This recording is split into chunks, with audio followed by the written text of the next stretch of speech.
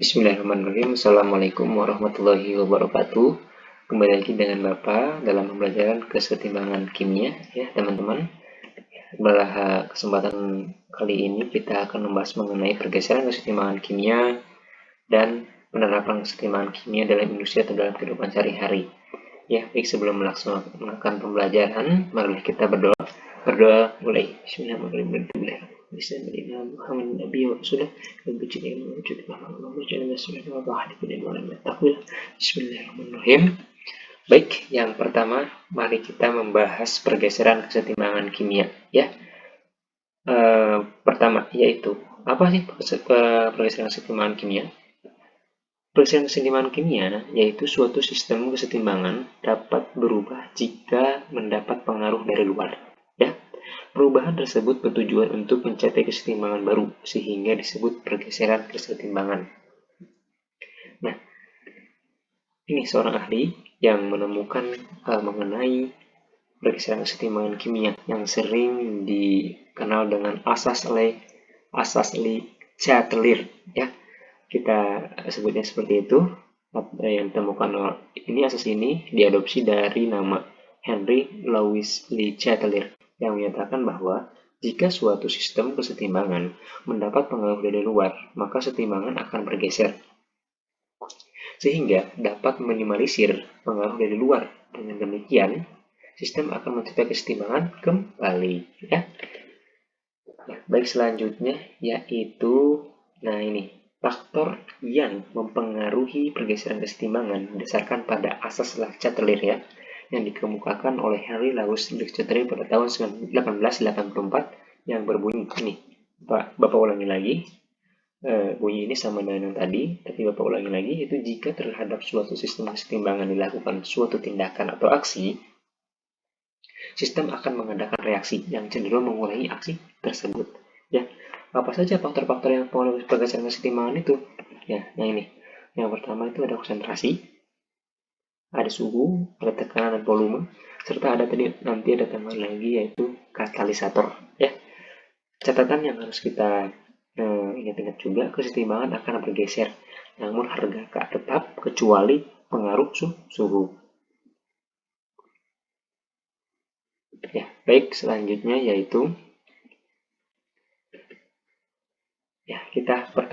marilah kita membahas mengenai faktor yang pertama itu konsentrasi.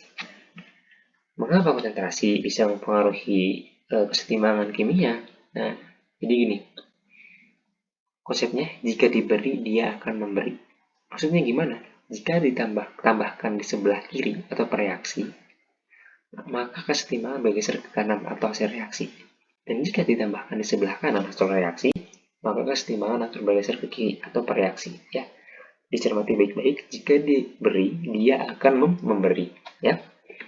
Selanjutnya, jika diambil, dia akan mengambil.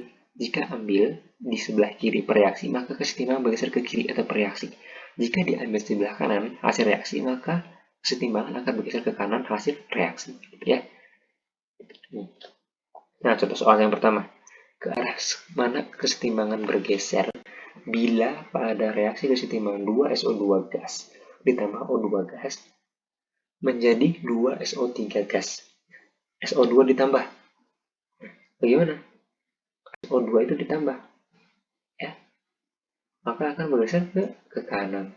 Karena konsentrasi reaksi ditambah. Jadi akan ke kanan. Kalau dikurangi, O2 yang dikurangi, maka bergeser ke kiri. Nih, catatan. Penambahan konsentrasi zat padat dan liquid tidak berpengaruh terhadap kesetimbangan. Jadi kesetimbangan itu hanya dipengaruhi oleh gas dan aqueous. Ya. Baik, selanjutnya kita bahas mengenai ini suhu dan temperatur yang bisa mempengaruhi pergeseran kesetimbangan kimia. Reaksi terhadap gangguan suhu sangat bergantung pada sifat-sifat termokimia dari spesies yang terdapat dalam sistem kesetimbangan. Jika delta H bernilai positif, maka reaksi ke arah produk bersifat endoterm dan reaksi ke arah reaktan bersifat eksoterm.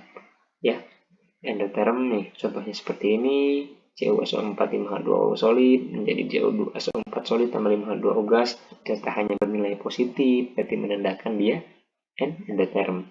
Sedangkan jika delta H-nya negatif, maka reaksi produk bersifat eksoterm dan reaksi ke arah reaktan bersifat endotherm karena delta H-nya dijadikan dengan min. Nah, ya. Selanjutnya yaitu menurut Van Hoff ya. Ini kalau saya kita singkat. Jadi seperti ini, kalau bila suhu dinaikkan, kesetimbangan bergeser ke arah endotherm yang dicirikan dengan delta H positif. Sedangkan bila suhu diturunkan, kesetimbangan bergeser ke arah eksotherm, delta H negatif. Ya, perlu diingat lagi bahwa ketika nanti sebuah pertanyaan tidak menyertakan delta H, itu tidak bisa diperhitungkan suhunya karena suhu itu sangat berpengaruh dalam hal ini itu dibutuhkan ada yang namanya delta H ya. Selanjutnya contoh soal 2. Contohnya ini 2NO gas tambah O2 gas menjadi 2NO gas, delta H negatif. Nah, lihat ya, identifikasi ini negatif ya. Bila suhu dinaikkan, kesetimbangan bisa ke endotherm. Nah, ke kiri karena ini kan sifatnya eksoterm. Nah, suhu diturunkan, kesetimbangan bergeser ke arah eksoterm ke kanan karena di sini min. Kalau min itu kan menandakan dia itu eksoterm ya. Reaksi ke kanan berjalan secara eksoterm dan reaksi ke kiri berjalan secara endotherm. Mengapa? Karena delta H negatif. Kalau misalnya delta H positif, berarti reaksi ke kanan berjalan secara endotherm dan reaksi ke kiri berjalan secara eksoterm. Ya. Baik, selanjutnya yaitu volume dan tekanan. Nah, ingat ya, tekanan itu berbanding terbalik terhadap volume. Tekanan sistem diperbesar, volumenya sistemnya diperkecil. Nah, tekanan sistem diperkecil, volume sistem diperbesar. Untuk sistem yang melibatkan fase gas, gangguan tekanan terhadap sistem kesetimbangan sangat berpengaruh. Penambahan tekanan atau pengurangan volume akan memacu sistem untuk memperkecil pengaruh tekanan dengan cara mengurangi jumlah molekul. Ya, pengurangan jumlah molekul akan menyebabkan frekuensi dan jumlah molekul yang bertumbukan dengan dinding wadah makin sedikit, sehingga kenaikan tekanan menjadi minimum. Penambahan tekanan atau pengurangan volume akan menggeser kesetimbangan ke arah jumlah molekulnya paling sedikit. Ya. Nah ini. Nah ingat ya. Tekanan dan volume berbanding terbalik. P sama dengan 1/V. Ya. Perbandingan. Ya, jadi kalau misalnya dalam bermain tekanan dan volume itu bermain terhadap koefisien pada zat atau reaksi. Ya. Perbandingan jumlah mol sama dengan perbandingan koefisien. Karena tekanan berbanding terbalik dengan volume, sehingga penambahan tekanan atau pengurangan, kalau penambahan tekanan ditambah ya, berarti pengurangan volume akan menggeser kesetimbangan ke arah yang total koefisien reaksi paling kecil. Nah, sedangkan pengurangan tekanan atau penambahan volume sehingga akan menggeser kesetimbangan ke arah yang total koefisien reaksi paling besar. Contohnya seperti ini. Pada reaksi kesetimbangan N2 gas tambah 3H2 gas menjadi 2NH3 gas, ya. Volume diperkecil, lawannya tekanan diperbesar, akan bergeser ke kanan. Karena kenapa? Ya, jumlah koefisien kiri 1 tambah 3 sama dengan 4, jumlah koefisien kanan sama dengan 2. Ya. Volume diperbesar atau tekanan diperkecil bergeser ke kiri. Ya. Baik, selanjutnya. Nah, ada pertanyaan nih. Bagaimana kalau jika koefisien reaktan dan produk itu sama? Contohnya seperti ini. Jika H2 gas tambah I2 gas menjadi 2HI gas, kan total koefisien kiri dan kanan kan sama ya. Jadi perubahan tekanan atau volume sistem tidak akan berpengaruh terhadap sistem kesetimbangan karena di sini kan banyak koefisien ya. Ya, terus ada lagi. Bagaimana jika ke dalam sistem reaksi yang berada dalam kesetimbangan ditambahkan gas lembab atau inert? Ya, apakah sistem kesetimbangan terganggu? Contoh gas inert seperti apa sih? Ada HE, NE, dan AR. Penambahan gas inert tidak mempengaruhi keadaan kesetimbangan ya. Gas inert tidak bereaksi dengan komponen gas yang terdapat dalam sistem kesetimbangan, sehingga komposisi dari masing-masing komponen sistem kesetimbangan tidak berubah. Ya.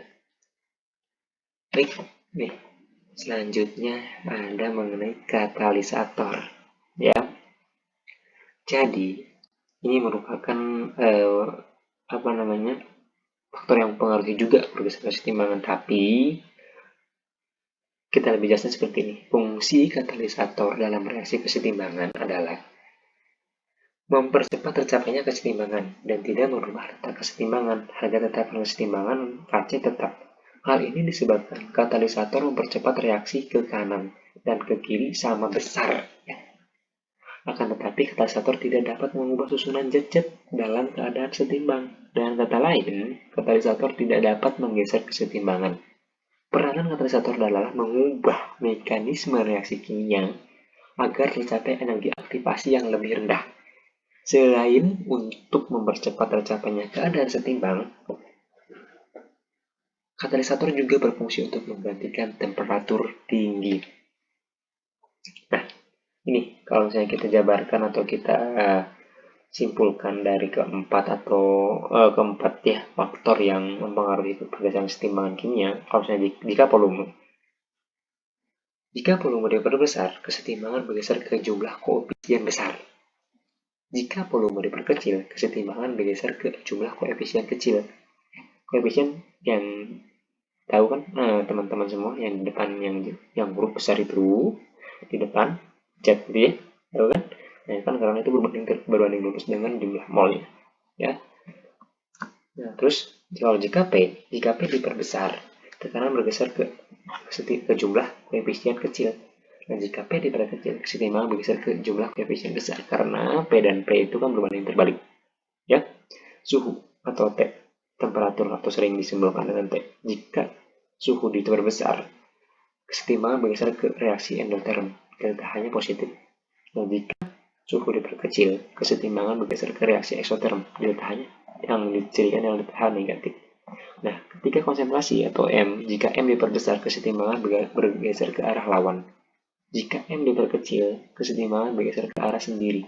Maksudnya, jika konsentrasi spesies reaktan ditambah konsentrasinya, maka kesetimbangan bergeser ke produk atau lawan dari reaktan. Satu lagi, katalis tidak menggeser kesetimbangan, hanya mempercepat terjadinya kesetimbangan. Ya. Baik, selanjutnya yaitu penerapan kesetimbangan kimia dalam industri atau dalam kehidupan sehari-hari kan banyak ya. Bapak di sini mencontohkan dua. Itu yang pertama proses Haber pada pembuatan amonia. Amonia kan sering disimbolkan dengan NH3 ya. Itu merupakan senyawa yang penting dalam industri kimia karena sangat luas penggunaannya. Sebagai contoh, untuk pembuatan pupuk ya. Produksi amonia di Indonesia dilakukan pada pabrik petrokimia di Gresik dan Kujang. Proses pembuatan amonia dilakukan melalui reaksi. Nah, ini reaksinya. N2 gas ditambah 3H2 gas menjadi 2NH3 gas. Delta H-nya sama dengan 92 kJ. Ya. Proses ini juga sering disebut proses Haber-Bosch. Ya. Reaksi pembuatan amonia ini merupakan reaksi kesetimbangan. Oleh karena itu, untuk mendapatkan amonia yang sebanyak-banyaknya, digunakan asas Lachat-Teller pada prosesnya. Untuk menggeser kesetimbangan ke arah pembentukan NH3, maka konsentrasi N2 dan 3H2 diperbesar dengan menaikkan tekanan kedua gas tersebut. Kedua gas ini ya. Dilihat dari reaksinya yang eksoterm, karena delta H itu negatif, ya, seharusnya proses tersebut dilakukan pada suhu rendah. Akan tetapi, jika dilakukan pada suhu rendah, reaksi antara N2 dan H2 menjadi lambat. Hal ini dapat diatasi dengan menambahkan katalis Fa yang diberi promotor. Atau bahan, promotor itu apa, teman-teman? Bahan yang lebih mengaktifkan kerja katalis. Semisal Al2O3 dan K2O. Ya. Selain faktor pakanan juga perlu diperhatikan, teman-teman. Jika diperhatikan dari persamaan reaksinya, NH3 akan banyak terbentuk pada tekanan tinggi. Namun demikian, perlu dipertimbangkan faktor biaya yang diperlukan dan keamanan konstruksi bangunan pabrik untuk melakukan proses dengan tekanan tinggi. Dengan berbagai pertimbangan-pertimbangan yang ada, maka didapatkan kondisi optimum, di mana pada kondisi tersebut akan diperoleh amonia secara ekonomis paling menguntungkan. Ya, baik. Contoh selanjutnya yaitu pembuatan asam sulfat dengan proses kontak. Asam sulfat merupakan bahan industri kimia yang penting, yaitu digunakan sebagai bahan baku untuk membuat pupuk. Ya. Proses pembuatan asam sulfat atau dalam rumus senyawa kimianya yaitu H2SO4 sebenarnya ada dua cara, yaitu dengan proses kamar timbal dan proses kontak. Proses kamar timbal sudah ditinggalkan karena kurang menguntungkan. Hanya tinggal satu pabrik di Amerika Serikat yang masih beroperasi, dan itu pun dianggap sebagai museum industri. Proses kontak menghasilkan asam sulfat mencapai kadar 99%, dan biayanya lebih murah. Di Indonesia, pabrik asam sulfat antara lain terdapat di Petrokimia, Gresik, Pusri Palembang, dan Kujang, Jawa Barat. Pembuatan asam sulfat meliputi 3 tahap, yaitu 1. Pembakaran barang menjadi barang dioksida. S2 solid tambah O2 gas menjadi SO2 gas. Yang kedua, oksidasi S2 menjadi SO3. 2SO2 gas ditambah O2 gas menjadi 2SO3 gas dengan delta H 196 kJ. Negatif ya. Ini sering diidentikan dengan reaksi eksoterm. Yang ketiga, mereaksikan SO3 dengan air. Pada tahap ini, SO3 tidak langsung direaksikan dengan air, tetapi dilarutkan dulu ke dalam larutan H2SO4. Ya, begini reaksi. Ya, teman-teman semua. Barang dioksida yang dihasilkan harus benar-benar murni. Sebab, jika mengandung pengotor akan mengganggu proses selanjutnya. Di Petrokimia Gresik, gas SO2 itu diperoleh dari sisa pengolahan tembaga atas kerjasama dengan PT Freeport Indonesia yang di Papua. Tahapan paling menentukan pada proses pembuatan asam sulfat adalah tahapan kedua, yaitu proses pengubahan SO2 menjadi SO3. Ini nih, ya.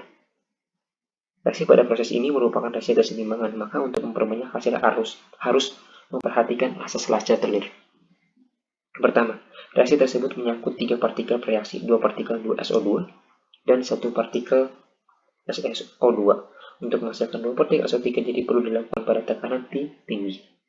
Yang kedua, reaksi ke kanan adalah reaksi eksoterm, delta H-nya karena minus 197 kJ. Berarti harus dilakukan pada suhu rendah. Misalnya, pada suhu rendah reaksinya menjadi lambat, seperti pada pembuatan amonia. Permasalahan ini dapat diatasi dengan penambahan katalis P2O5. Ya, seperti itu teman-teman semua. Dalam proses timbangan kimia dalam industri atau dalam kehidupan sehari itu masih banyak. Ya, baik, sekian yang dapat Bapak sampaikan, kurang lebihnya mohon maaf. Bila yang ditanyakan atau terkait apapun bisa ditanyakan di kolom GC, komentar GC atau secara PC atau di grup. Ya, sekian yang dapat Bapak sampaikan, kurang lebihnya mohon maaf. Wassalamualaikum warahmatullahi wabarakatuh. See you next time.